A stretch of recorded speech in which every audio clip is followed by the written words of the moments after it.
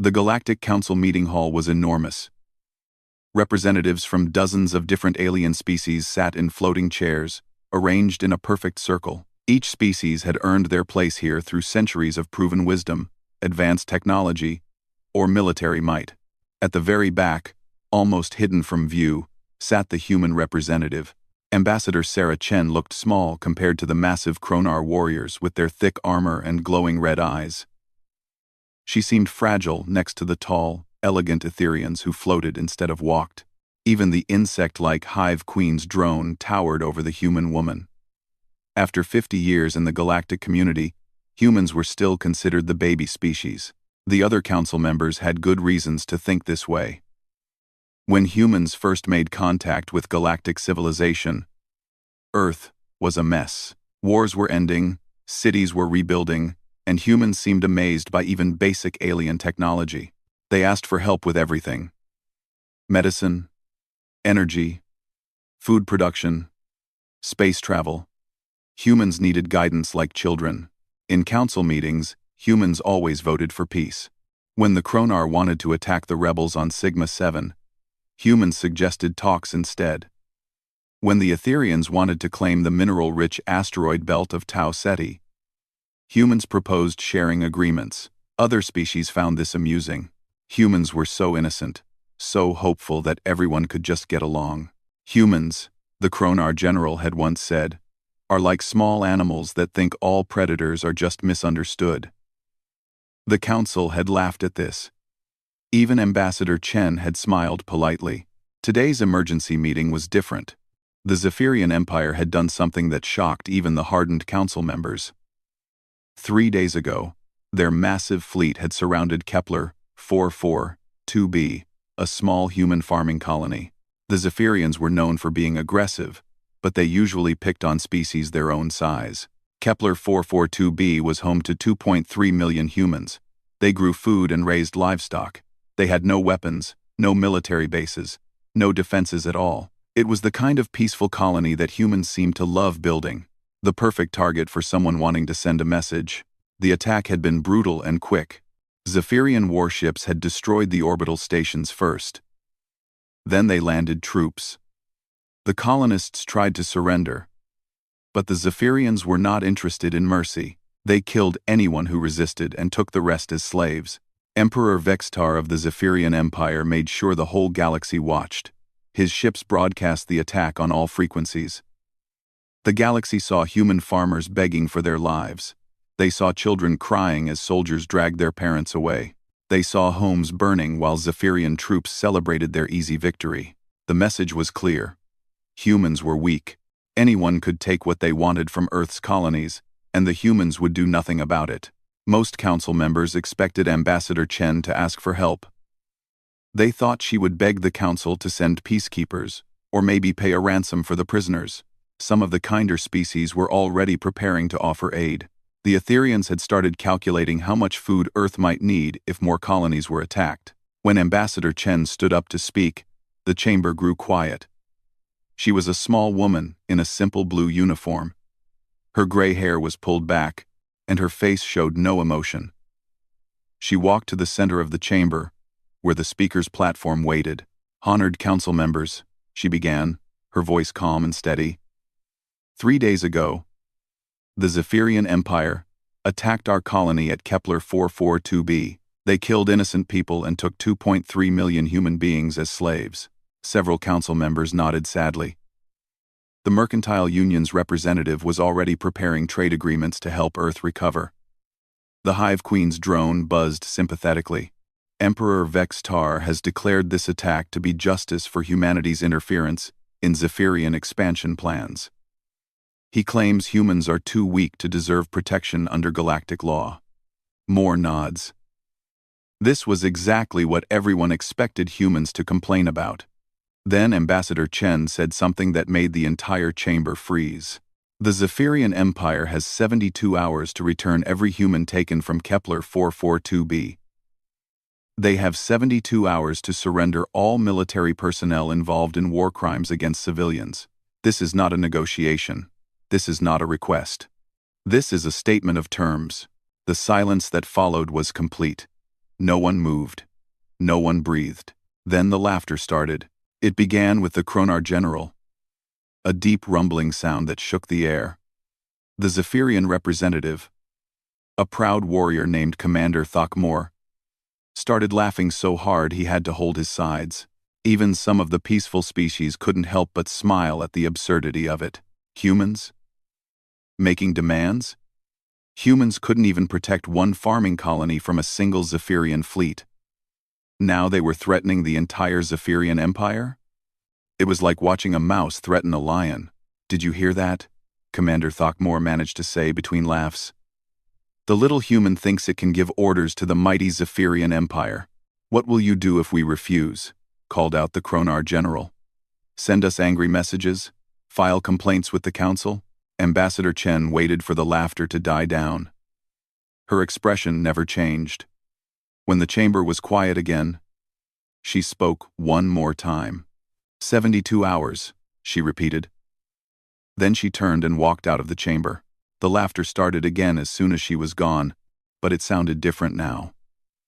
A few council members noticed that the human had not explained what would happen after 72 hours. She had not threatened war or demanded council intervention. She had simply stated a deadline. Commander Thokmor was already sending messages back to Emperor Vextar.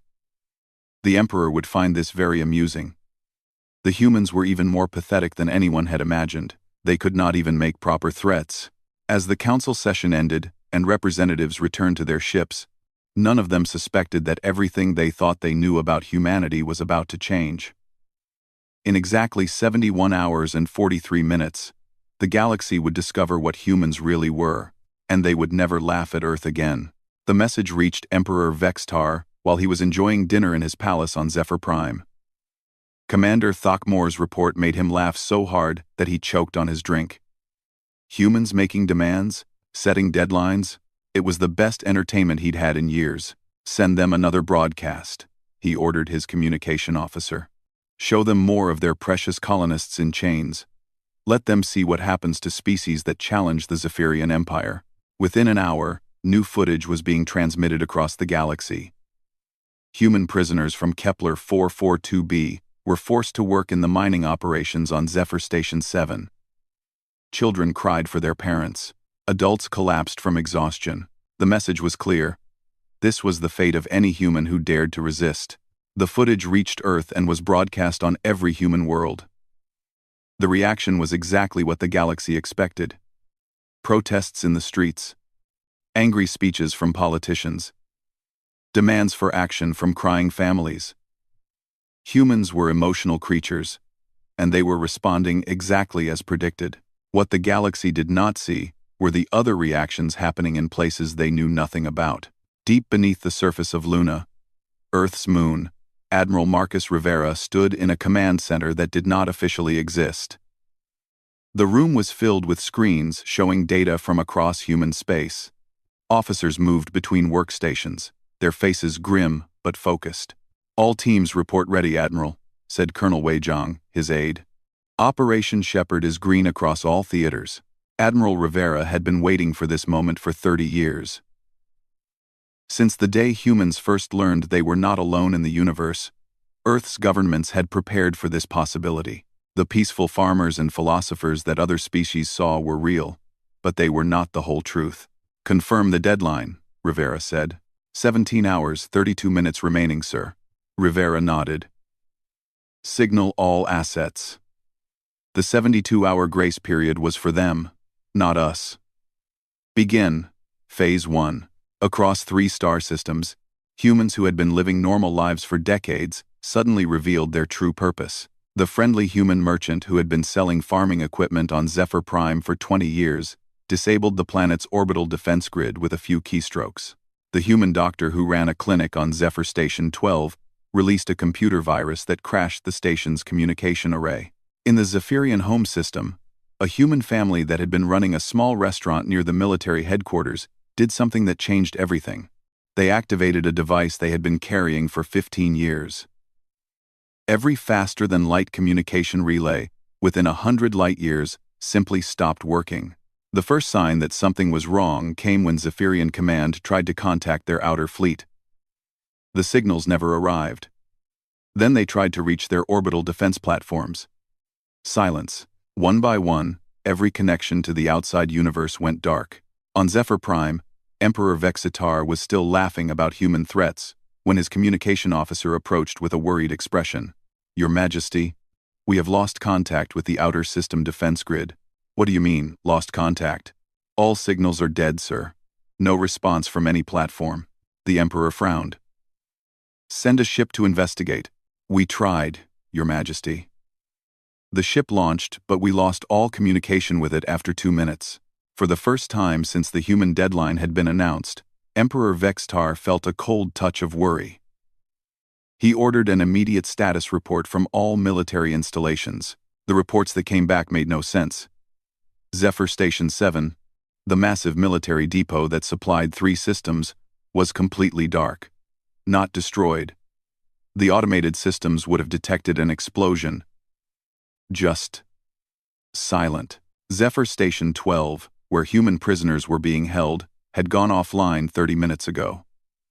The last transmission had been a routine status update. Then, nothing. The orbital defense platforms that protected the home system were not responding to any signals. Ships sent to investigate found empty space where the platforms should have been. No wreckage. No debris. The massive defensive structures had simply vanished. "This is impossible," Commander Throckmore said when he arrived at the palace. "Our platforms were the size of small moons. You cannot just make them disappear." But they had disappeared.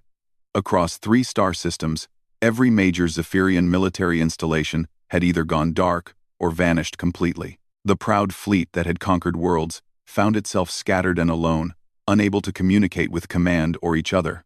The worst part was not knowing how it had happened. There had been no massive space battles. No invasion fleets. No armies landing on Zephyrian worlds. One moment everything was normal. The next moment their entire military structure was gone. Emperor Vextar called an emergency meeting of his war council. The room that had once echoed with confident plans for expansion, now filled with confused whispers and frightened speculation. "Reports are coming in from across our territory," General Mordak announced. "We have lost contact with 60% of our military assets. Our fleets are scattered and operating independently. Our communication network is completely compromised." "How many ships have we lost?" the Emperor demanded. "That's the strange part, Your Majesty. As far as we can tell, we haven't lost any ships. They're all still out there. They just can't talk to each other, or to us." The Emperor stared at the tactical display showing his empire. Red marks indicated lost communication. Yellow marks showed installations that were still responding but reporting problems. Green marks showed fully operational assets. The display was mostly red and yellow. The green marks could be counted on 2 hands. "In 12 hours, General Mordak continued, humans have somehow crippled our entire command structure without firing a single shot that we can detect." As if summoned by those words, a new signal appeared on their emergency channel. It was a simple text message in perfect Zephyrian script. "You have been isolated. Your military assets are under observation. Your communication networks are under our control. Return the human prisoners immediately. Or, Phase 2 begins in 6 hours. The message was signed with a single word: Earth. Emperor Vextar felt his blood turn to ice. The species he had considered barely capable of spaceflight had just demonstrated the ability to cripple a galactic empire in half a day. They had done it so quietly and efficiently that his military leaders still did not understand what had happened. "Your Majesty," Commander Throckmore said quietly, "perhaps we should consider returning the prisoners." The Emperor looked around the room at his generals and admirals. These were warriors who had never retreated from any enemy. Now they were looking at him with fear in their eyes. "Never," he said, but his voice lacked its usual confidence. "We are the Zephyrian Empire. We do not surrender to farmers and philosophers." The message system chimed again. Another text appeared. "Phase 2 begins now." Outside the palace windows, the lights of the capital city began going out one by one.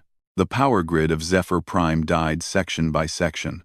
First, the government district went dark, then the military bases, then the commercial areas. Within 2 hours, the entire planet was running on emergency power only. The proud capital of the Zephyrian Empire looked like a dying star.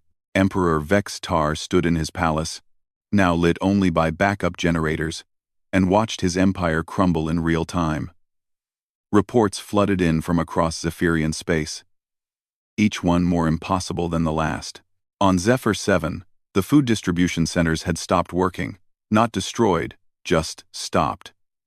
The massive machines that fed millions of citizens were intact, but would not respond to any commands. Workers tried manual controls, but the systems remained dead. On Zephyr 12, the water treatment facilities had shut down. Clean water was no longer flowing to the cities. Backup systems activated automatically, giving the population maybe 2 days before serious problems began. But the strangest reports came from the military bases. Weapons stockpiles were being emptied, but not by explosions or raids. Security cameras showed Zephyrian soldiers taking weapons to designated areas and simply leaving them there. When officers tried to stop this, the soldiers acted confused. They could not explain why they were doing it. "It's like they're sleepwalking," General Mordak reported. "Our own troops are disarming themselves, and they don't know why." The truth was more disturbing than anyone imagined. During their 50 years in galactic society, humans had not just been learning about alien technology. They had been studying alien psychology. They knew exactly how different species thought, what they feared, and how their minds could be influenced. The weapons being moved were not random. Human operatives had spent decades identifying key individuals in the Zephyrian military. Soldiers who were respected by their units, who had influence over others, who could be subtly guided to make choices that seemed like their own ideas. Dr. Sarah Kim had been studying Zephyrian psychology for 25 years. She worked at the University of Human Cultural Exchange on Zephyr Prime, a research facility that everyone assumed was devoted to peaceful academic study. Her real job was mapping the social networks that held Zephyrian society together. Zephyrians base their entire culture on strength and honor, she had explained to Admiral Rivera during the planning phase. If you can make them question whether their leaders are strong enough to protect them, the society will start to collapse from within. Now her research was being put to use. Carefully crafted messages were being sent through Zephyrian communication networks, not propaganda or obvious lies, but simple facts, presented in ways that made people ask questions. A message would appear on a military base's internal network showing power consumption data. Just numbers. Nothing threatening. But Zephyrian soldiers would notice that their base was using 50% more power than normal, and they would wonder why. When they asked their officers, the officers could not explain it, because the extra power was being used by human monitoring systems they did not know existed. Another message would show shipping records. Food deliveries to military bases had increased by 30% in the past month. But no one could remember ordering extra supplies. Soldiers began to suspect that their leaders were hoarding resources while civilians went without. The most effective messages were the simplest ones. A single number would appear on communication screens across a Zephyrian base. The count of how many human prisoners were being held in Zephyrian territory. The number decreased every hour, but no official announcements were made about prisoner releases. Soldiers began to whisper among themselves. Were the humans rescuing their people? How were they doing it? If humans could reach prisoners in the most secure Zephyrian facilities, what else could they do? On Zephyr Station 9, Captain Veltar commanded a force of 10,000 elite troops. His base was considered the most secure facility in Zephyrian space. When the first human prisoner disappeared from his detention center, he increased security. When the second disappeared, he locked down the entire station. By the end of the day, all 43 human prisoners were gone. Security cameras showed nothing. Guards remembered their normal patrols. But somehow every cell was empty. The station's systems showed no signs of intrusion, no evidence that anyone unauthorized had been inside. Captain Veltar called Emperor Vex-Tar directly. "Your Majesty, this is impossible. My station is surrounded by space. The only way in or out is through docks that are constantly monitored.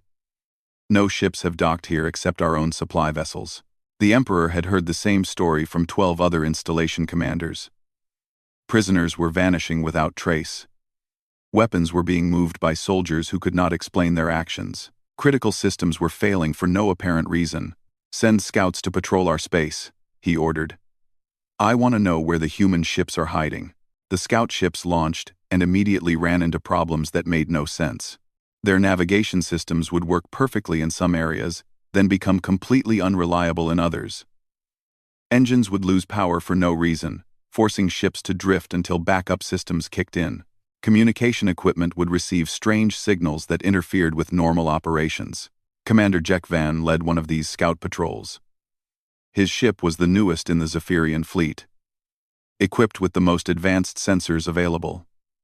He was confident he could find whatever the humans were hiding. 6 hours into his patrol, his ship's main engine stopped working. Diagnostics showed no problems. The engine was in perfect condition. It simply would not start. While his engineers worked on the problem, sensors detected another ship approaching. It was small, sleek, and moving faster than anything in the Zephyrian fleet could manage.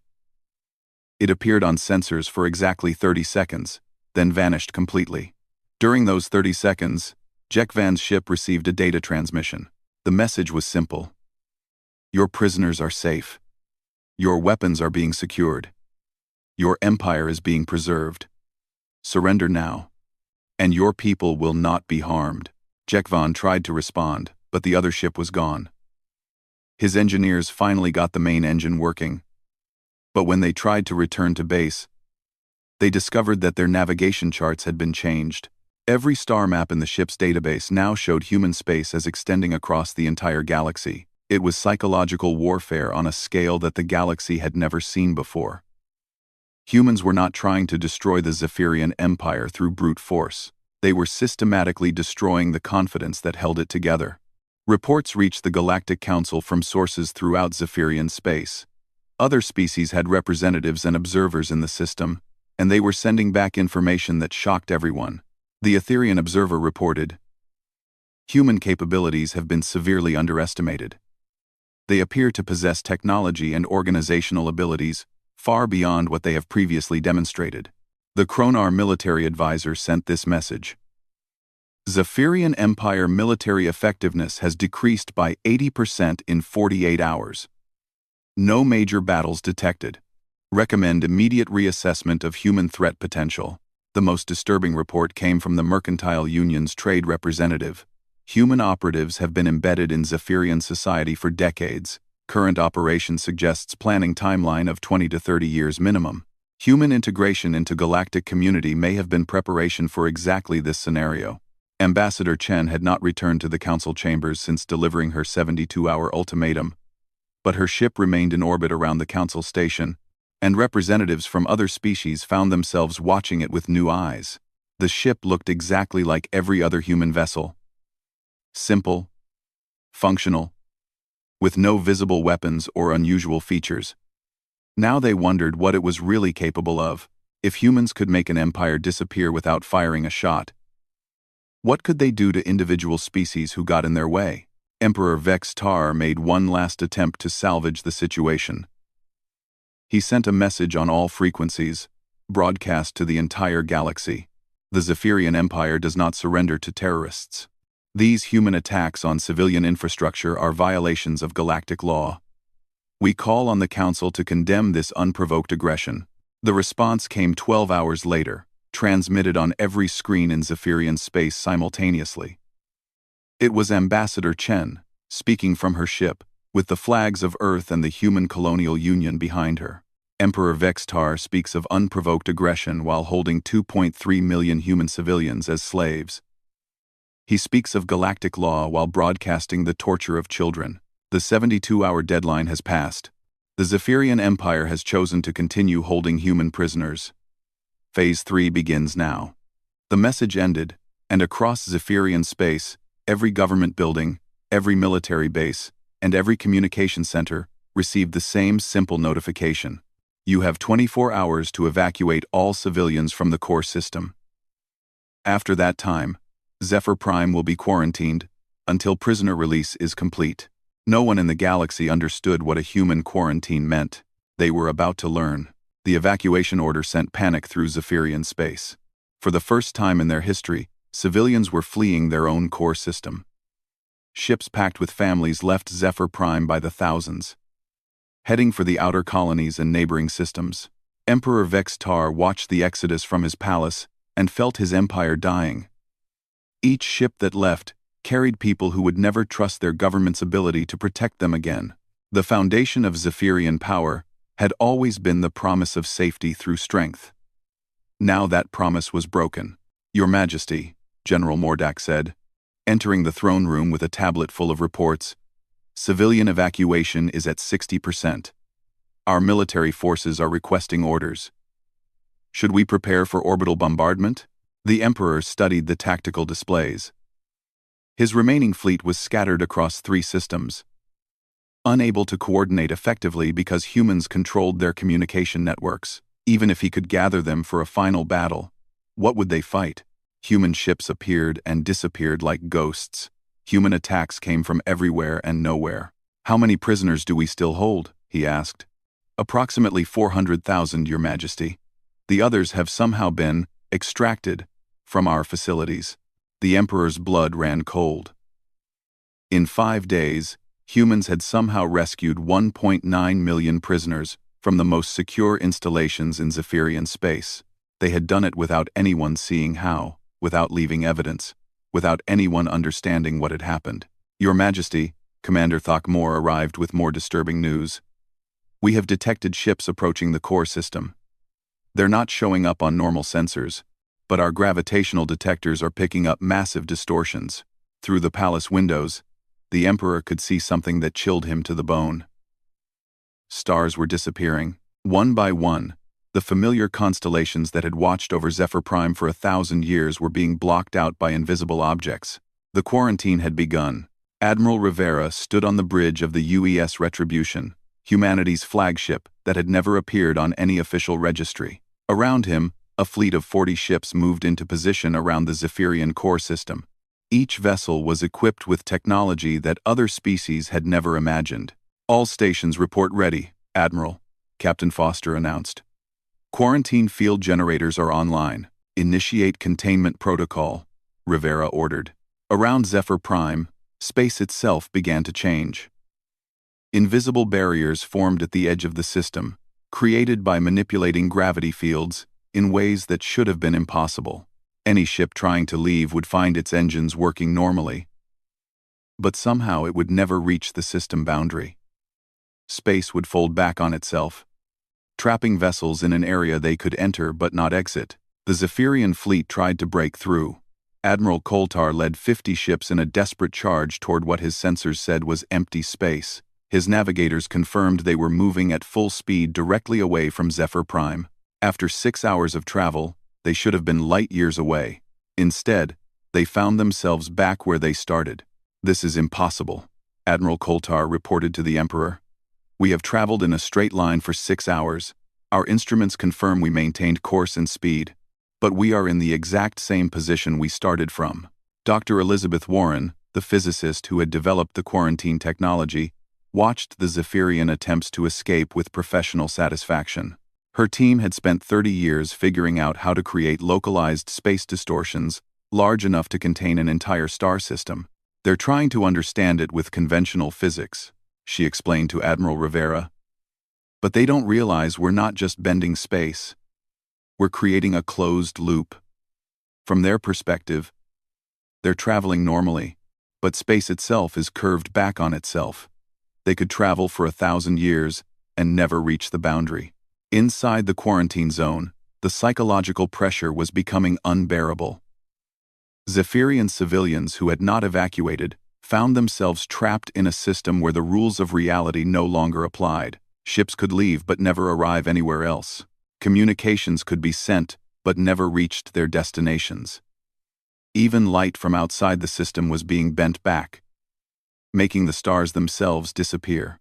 The effect on Zephyrian society was exactly what human psychologists had predicted. A culture built on conquest and expansion could not survive being caged. Protests erupted on every inhabited world. Military units began deserting their posts.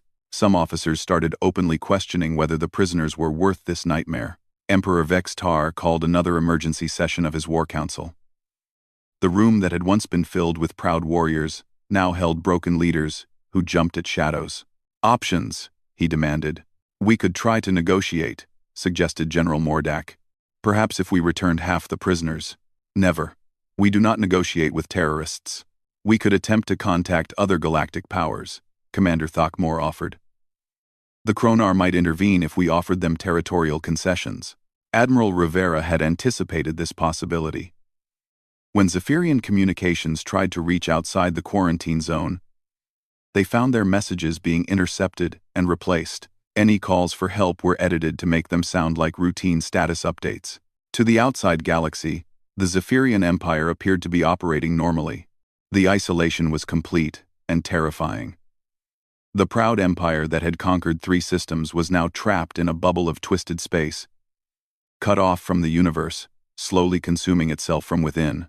On the 7th day of the quarantine, something unprecedented happened.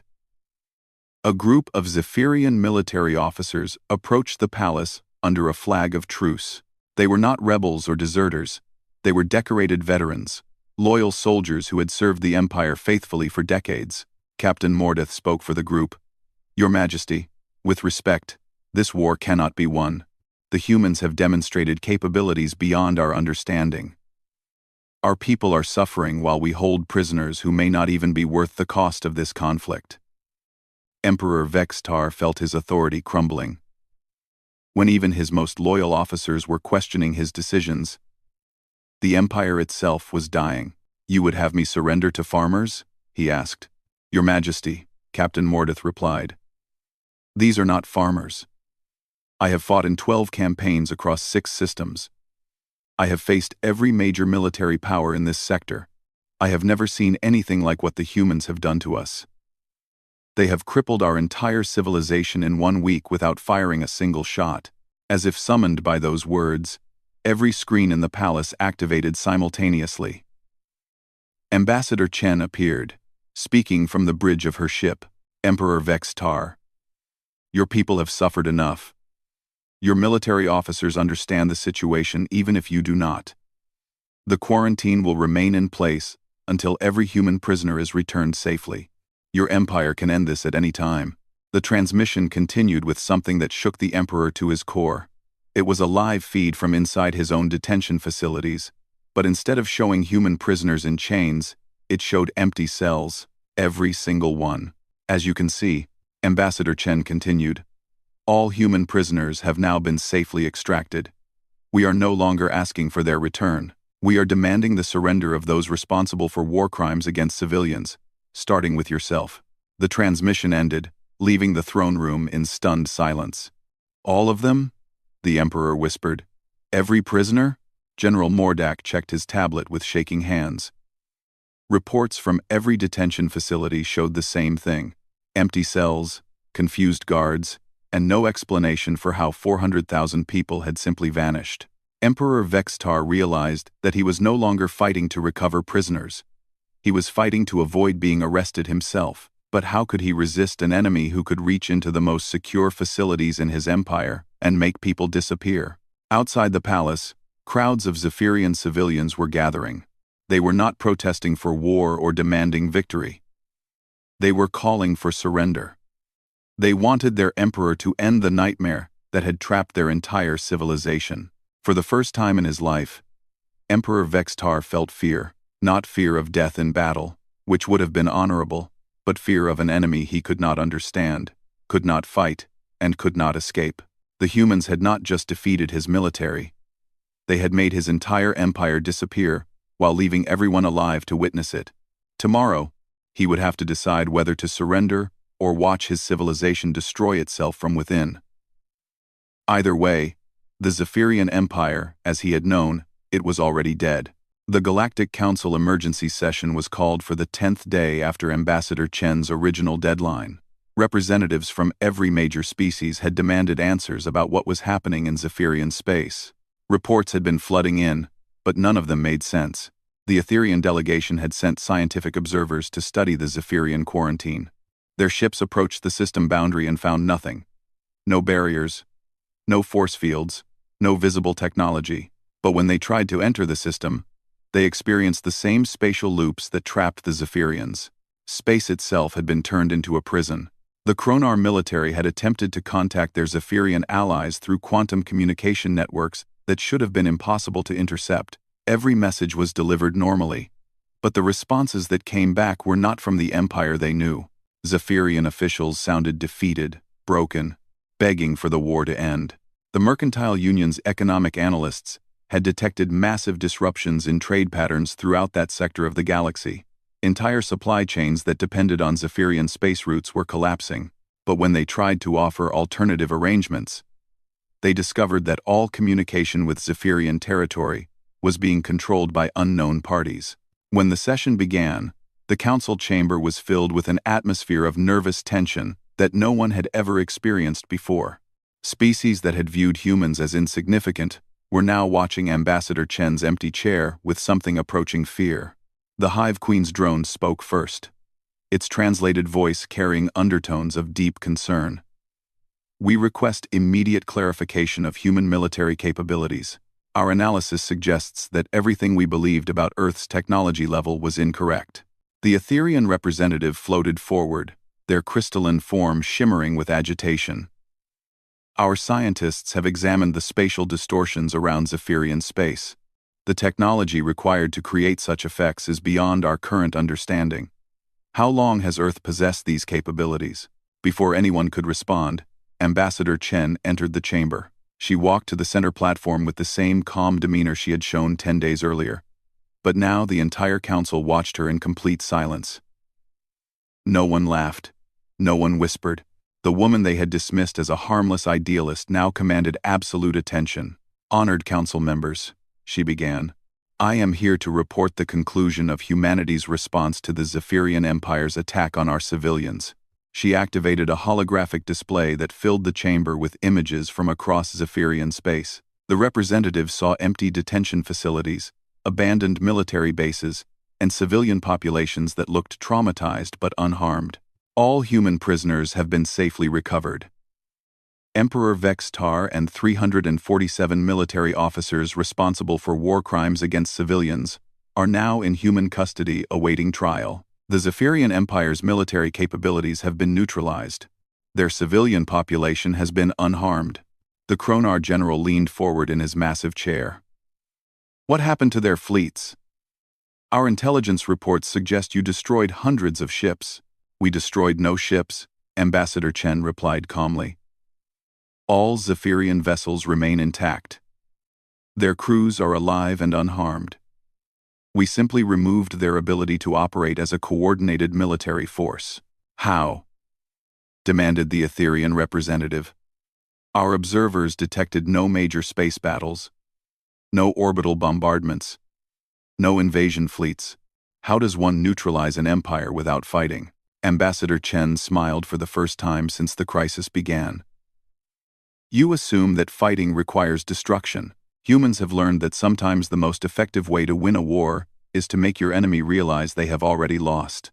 The holographic display changed to show statistical data that made every representative in the chamber feel cold fear creeping through their minds. Duration of conflict: 9 days, 14 hours, 37 minutes. Human military casualties: 0. Human civilian casualties: 0. Zephyrian military casualties: 0. Zephyrian civilian casualties: 43. All from accidents during voluntary evacuations. The silence that followed was absolute. An entire galactic empire had been defeated, with 0 casualties on both sides. It was impossible, but the evidence was undeniable. The Mercantile Union's representative found his voice first. What did you do to accomplish this?" "We used the resources we have been building for 50 years, Ambassador Chen replied. "When humanity first joined the galactic community, we realized we needed to prepare for the possibility that peaceful coexistence might not be enough. We have been ready for this moment since the day we left Earth." Commander Thokmor of the Zephyrian delegation, who had been silent throughout the session, stood up slowly. His proud bearing was gone, replaced by the posture of a defeated warrior. "Honored Council," he said, his voice barely above a whisper. "I was present when Ambassador Chen delivered her original ultimatum. We laughed at her. We thought humans were weak, defenseless farmers who would beg for mercy." He paused, gathering strength to continue. "In 9 days, they dismantled our entire civilization without killing a single soldier. They rescued prisoners from facilities that should have been impossible to penetrate. They trapped our entire home system in twisted space that our greatest scientists cannot understand. They turned our own people against us by simply showing them the truth about what was happening." The chamber remained silent as Commander Thakmor delivered what amounted to his species' surrender. "The humans are not farmers," he continued. "They are not philosophers. They are predators who have been pretending to be prey for 50 years. Every species in this council should understand what that means." Ambassador Chen watched the effect of these words ripple through the chamber. The Kronar delegation was quietly reviewing their own expansion plans, calculating how many of their target systems might have human merchants, or colonists, already in place. The Etherian representatives were reconsidering trade agreements they had thought were in their favor. Even the Peaceful Healing Corps was wondering what other capabilities their human medical partners might possess. "The Zephyrian Empire will be restructured under council oversight," Ambassador Chen announced. "Their military will be disbanded and rebuilt as a defense force only. Emperor Vex-Tar will stand trial for war crimes. The civilian population will receive aid as they transition to a new government." She paused, letting her next words sink in completely. "Humanity seeks peace among the stars. We have always sought peace. But we have learned that sometimes, the only way to achieve lasting peace is to demonstrate that the alternative is far worse. We trust the Council will remember this lesson." The holographic display showed one final image, a star map of the galaxy with human space clearly marked. But now, instead of the small territory that everyone thought humans occupied, the map showed human presence on hundreds of worlds, across dozens of star systems. Observers, merchants, researchers, medical personnel, cultural exchanges, all the innocent interactions that other species had welcomed for 50 years. The message was clear. Humans were everywhere. They had been everywhere for decades. And if any species threatened human civilians again, they would learn what the Zephyrians had learned. The Hive Queen's drone spoke in a voice that carried new respect and barely concealed fear. "The Council acknowledges humanity's response to Zephyrian aggression. We request clarification of Earth's future intentions regarding galactic security." "Our intentions remain unchanged," Ambassador Chen replied. "We seek peaceful cooperation, fair trade, and mutual understanding with all species. However, attacks on human civilians will be met with immediate and decisive response. The methods demonstrated against the Zephyrian Empire are always available." She began walking toward the chamber exit, then turned back for one final statement. "The council session when Emperor Vex-Tar first attacked our colony, several of you expressed concern about humanity's military capabilities. You wondered how we would defend ourselves. I hope your questions have been answered." Ambassador Chen left the chamber, her footsteps echoing in the absolute silence. For several minutes, no one moved. No one spoke. No one seemed to know what to say. Finally, the Kronar general broke the silence. "Session adjourned," he announced, his voice lacking its usual confidence. As representatives filed out of the chamber, the galaxy's balance of power had fundamentally shifted. The species that had viewed Earth as an insignificant newcomer now understood that they had been sharing the galaxy with apex predators disguised as pacifists. In the corridors outside the chamber, whispered conversations carried the same themes. Military expansion plans were quietly shelved. Trade agreements with human space were elevated to highest priority. Diplomatic protocols were updated to ensure that human interests were carefully considered before any major decisions. The Etherian representative sent an urgent message to his government. Recommend immediate technological cooperation agreements with Earth. Their capabilities suggest they are several centuries ahead of our projections. The Kronar general contacted his military high command. All territorial expansion plans involving systems with human presence are hereby cancelled indefinitely. The Mercantile Union's delegate began drafting exclusive partnership offers that would have been unthinkable a week earlier. The galaxy had learned what humans really were. And for the first time in galactic history, the Galactic Council had been left truly speechless. Not from admiration, but from the terrifying realization that they had been sharing the stars with sleeping giants who preferred peace but were prepared for anything. The age of underestimating humanity was over. The age of very careful respect had begun.